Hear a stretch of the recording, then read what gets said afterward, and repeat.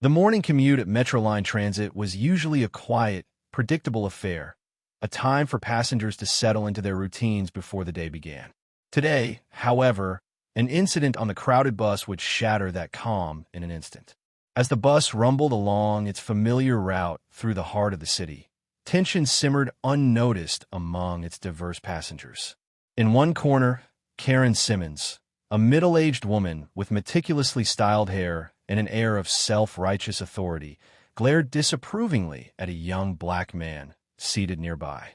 Her eyes narrowed as she watched him calmly reading a newspaper, seemingly oblivious to her disdain. Without warning, Karen leaned forward and, with a haughty sneer, barked at the man, "Excuse me, sir. Why don't you move aside and give up your seat for my child?" Her voice, laced with condescension, cut through the murmurs of the bus. The passengers fell silent. Even the background hum of the engine seemed to pause. The black man, whose name was Marcus Fields, glanced up slowly. His expression remained calm and measured, a stark contrast to Karen's venomous outburst.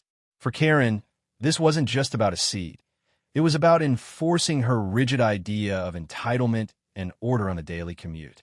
As she waved an imperious hand, demanding compliance, she was certain that her status and her beliefs would secure her victory. But Marcus's eyes, dark and steady, hinted that he was not as easily cowed as she expected. Just when the situation seemed to escalate into a full-blown confrontation, Marcus calmly reached into his jacket pocket. In one smooth, deliberate motion, he pulled out an FBI badge and flashed it for all to see. In that split second, Karen's confident sneer froze on her face, replaced by a look of shock and utter disbelief. The entire bus fell silent as passengers exchanged wide-eyed glances. What began as an attempt by Karen to assert her superiority had backfired spectacularly. That unexpected twist, Marcus's quiet reveal of his true authority, set the stage for a dramatic showdown that no one on that bus, least of all Karen, had ever anticipated. The truth behind the badge would soon ripple far beyond the confines of that single bus ride, challenging the assumptions of entitlement and prejudice that had fueled her demand. In that charged moment, the seeds of accountability were sown, and the quiet heroism of one man turned an ordinary commute into a turning point in the fight against bias. Metroline Transit served as the lifeline of the bustling city, a network of buses that crisscrossed urban neighborhoods, carrying a diverse tapestry of passengers from all walks of life. On a crisp autumn morning, the bus that Karen Simmons had boarded was filled with the familiar faces of daily commuters. Each passenger carried their own story: a student hurrying to class, a worker making their way to the office, and seniors who enjoyed the gentle routine of their journey. Karen Simmons, a self-proclaimed guardian of decorum, was well known among her neighbors. In her early 50s, Karen prided herself on her impeccable appearance and an unwavering belief in the proper way of doing things. Her days were punctuated by routine phone calls to report any perceived disturbances, and she carried herself with an air of authority that she believed entitled her to command respect wherever she went. To Karen, every social interaction was a performance in which she was the star, one whose judgment should never be questioned. In stark contrast was Marcus Fields, a composed young black man who had a reputation for quiet dignity and steadfast professionalism. In his early 30s, Marcus had built a career with the Federal Bureau of Investigation, a path marked by discipline, commitment, and a deep belief in justice. On this particular morning, dressed in a smart, understated jacket and dark jeans, Marcus exuded a sense of calm assurance. His presence on the bus was unassuming, yet was underpinned by years of training and an inner strength that belied his gentle exterior. The setting itself, the interior of a Metroline bus, was an unpretentious, moving snapshot of urban life. Fluorescent lights flickered overhead, and the rhythmic hum of the engine provided a constant backdrop to the daily grind. Passengers sat side by side, some absorbed in their own thoughts, others glancing out the windows at the passing cityscape.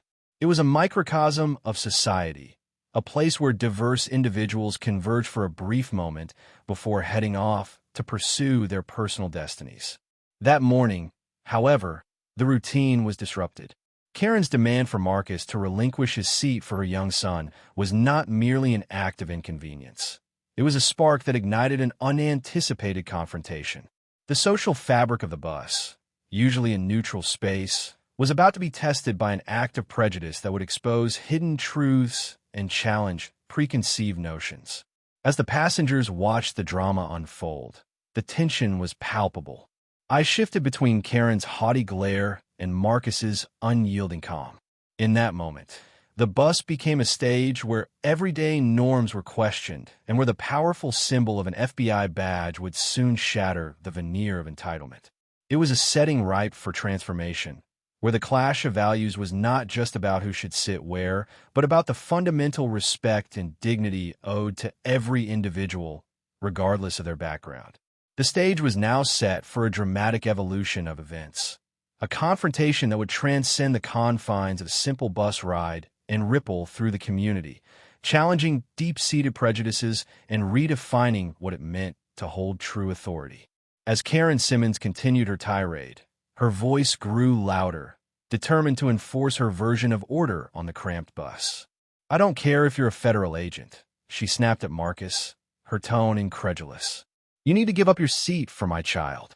Her words drew a murmur of disbelief from nearby passengers, some of whom glanced nervously at the unfolding drama, while others recorded the interaction with their phones.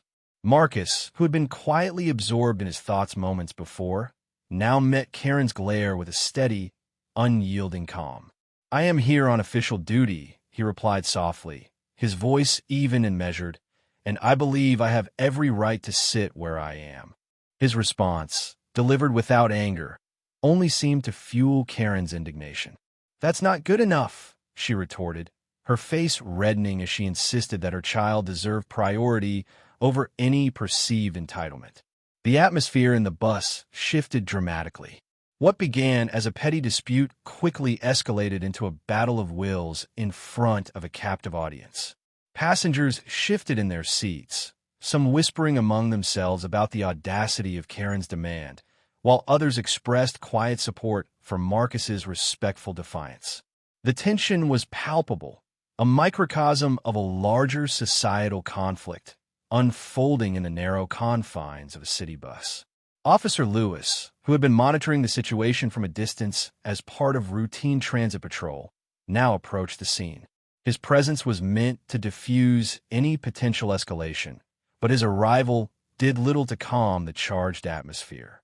Karen, still clutching her phone, glared at Marcus and continued to shout that he must make way for her son. In response, Marcus reached into his jacket pocket with deliberate calm.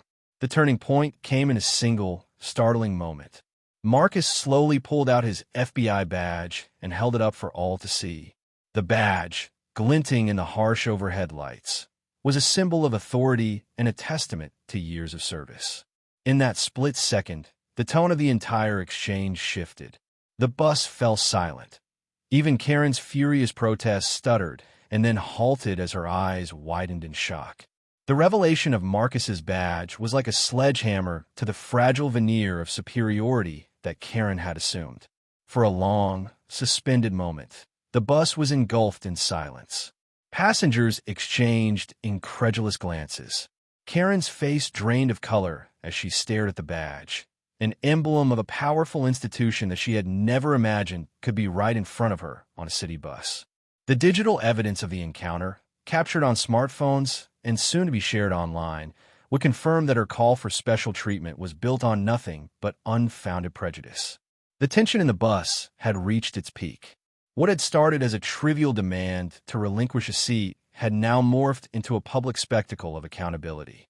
As murmurs turned into whispered conversations, and a few brave souls began to openly voice their support for Marcus, it became clear that the incident was far from isolated. It was a spark in a tinderbox of deep-seated biases. Karen, unable to speak in the wake of the badge's revelation, stood frozen, her protest silenced by the undeniable authority that Marcus embodied. The digital footage captured every detail: the confident calm in Marcus's eyes, the shock on Karen's face, and the collective reaction of the passengers who now looked on with a mixture of relief and validation. The conflict had built to a crescendo that promised to reverberate far beyond the bus, challenging not only Karen's narrow worldview, but also forcing the entire community to confront the misuse of power and prejudice. In that moment, every whispered comment and shared video clip laid the foundation for a larger movement, a call for accountability that would soon echo through the corridors of power and in the hearts of all who had witnessed the incident. In the days following the dramatic bus incident, the story of Karen's baseless demand and Marcus's dignified response quickly spread throughout the city. Social media platforms erupted with discussions, and hashtags like #RespectMarcus and #NoMore9/11Abuse began trending as local news outlets picked up on the story. The digital evidence, the startling moment when Marcus flashed his FBI badge, was shared widely, igniting debates about privilege, authority, and the misuse of public resources. Community forums, previously quiet and reserved, now buzzed with impassioned debates. At town hall meetings, residents expressed their outrage over how someone could exploit the 911 system to enforce personal bias. "This is not about a seat," one community leader declared at a meeting. "It's about the fundamental right of every individual to be treated with respect." The incident had become a powerful symbol of the broader issue of prejudice that still lurked beneath the surface of everyday interactions. Within the police department, Officer Lewis's report, detailing the incident with time-stamped digital footage, eyewitness statements, and a thorough review of Marcus's conduct, became a case study on the misuse of emergency services. Senior officials convened emergency meetings to review policies and consider stricter guidelines to prevent such incidents in the future. "We cannot allow personal bias to hijack our resources," stated a police spokesperson during a press briefing, emphasizing that every 911 call must be evaluated on its merits rather than on personal prejudices. Local civil rights groups seized the opportunity to launch campaigns against the misuse of emergency services and to advocate for broader reforms. Protests were organized outside transit offices and police precincts, with demonstrators holding signs like "Our services, our rights, and respect authority, not prejudice." Influential community activists appeared on local television, calling for immediate action and policy changes that would ensure accountability in every instance of 911 misuse. "If we let personal biases dictate how our emergency services are used, we undermine the very foundation of public safety," one activist passionately argued during a televised panel discussion. As the controversy deepened, local media began to feature in-depth stories that examined not only the incident on the bus, but also a series of similar complaints that had been made over the past few years. Investigative reports revealed that Karen Simmons had a history of calling 911 over minor incidents, each time fueled by her own narrow, discriminatory views. The accumulated evidence painted a damning picture of a resident who was more interested in enforcing her own version of order than in contributing positively to the community. The backlash grew even stronger when a prominent city council member called for a full review of the 911 system's protocols. "We must ensure that every call for help is genuine and that our resources are not wasted on personal vendettas," the council member argued during a public debate. The call for reform was echoed by legal experts who pointed out that the misuse of emergency services not only strained the system, but also set a dangerous precedent for how public resources could be weaponized to target individuals based on personal bias. Amid the mounting pressure, Officer Lewis and his team worked tirelessly to compile a comprehensive dossier of the incident. The dossier included detailed reports, digital footage, and testimonies from passengers who had witnessed the confrontation. This evidence was set to be presented in a formal review by local authorities, a review that promised to hold those responsible for misusing public resources accountable. As the investigation and public debate continued, the incident began to take on a symbolic significance. It was no longer merely about a seat on a bus. It was about challenging the entrenched systems of privilege and bias that had long been allowed to operate unchecked. Every shared video clip, Every supportive comment on social media and every impassioned discussion at community meetings reinforced the demand for accountability and the need for systemic change. In the midst of this escalating tension, Marcus Fields became a quiet icon of dignity and responsibility. His calm and measured response had not only defused a potentially volatile situation, but had also exposed the stark contrast between genuine authority and the shallow enforcement of personal prejudice. For many in the community, his actions symbolized the hope that, despite the persistence of bias, truth and responsibility could ultimately prevail. By the end of that turbulent week, the entire city was buzzing with the promise of reform. The digital evidence was undeniable, and the collective voice of the community had grown too strong to be ignored. The stage was now set for a dramatic turning point, a moment when the weight of public opinion, combined with the compelling evidence, would force a decisive response from the authorities.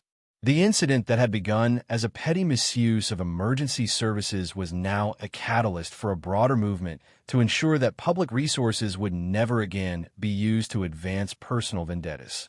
The decisive moment arrived on a brisk morning in a packed conference room at the Lakeside Meadows Community Center.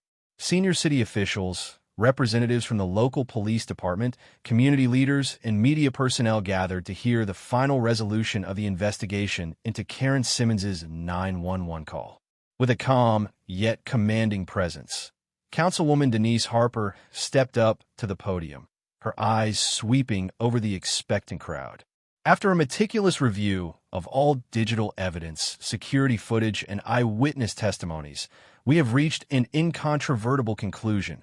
Councilwoman Harper began, her voice steady and resolute. It is clear that the 911 call made by Mrs. Karen Simmons was not motivated by a genuine concern for public safety, but was instead a product of deep-seated prejudice. Her call was an abuse of our emergency services, a misuse that undermines the trust and integrity of our community. A heavy silence fell over the room as Harper continued. Effective immediately, Mrs. Simmons's record of discriminatory 911 calls will be subjected to a full disciplinary review. Furthermore, we will implement new safeguards to ensure that our emergency resources are never again misused for personal vendettas. Her declaration resonated powerfully, and every person in the room felt the weight of her words. At that moment, a representative for the affected community, a respected local figure who had long championed fairness and accountability, rose to speak. Today, we stand united in our demand for justice, he proclaimed, his voice firm and impassioned. Let this moment mark the end of prejudice in our community. We will no longer allow personal biases to dictate how our public resources are used, and we will hold those who abuse them fully accountable. His words were met with resounding applause, and the room buzzed with renewed hope. Following this, a senior police official took the stage to present the final dossier, a comprehensive record that included detailed digital footage, internal logs, and multiple eyewitness testimonies. Every piece of evidence corroborated that Marcus Fields had acted with the utmost responsibility, while Mrs. Simmons's call was unequivocally driven by bias. The Internal Affairs panel unanimously endorsed the decision to impose strict disciplinary measures, and the full report would be released to the public to ensure transparency. Councilwoman Harper concluded, "Today, we reclaim the dignity of our community.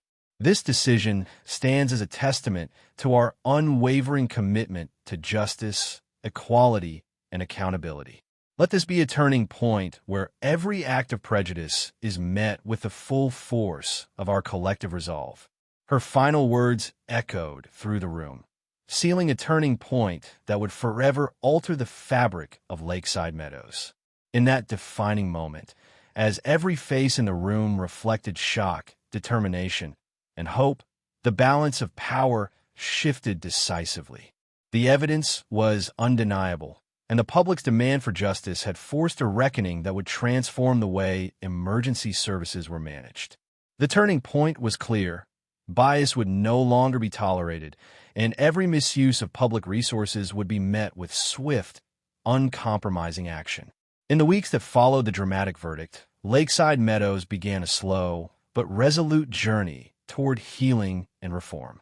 News of the full disciplinary review into Karen Simmons's discriminatory 911 call spread like wildfire through local media and social networks, igniting robust discussions about accountability and the proper use of public resources.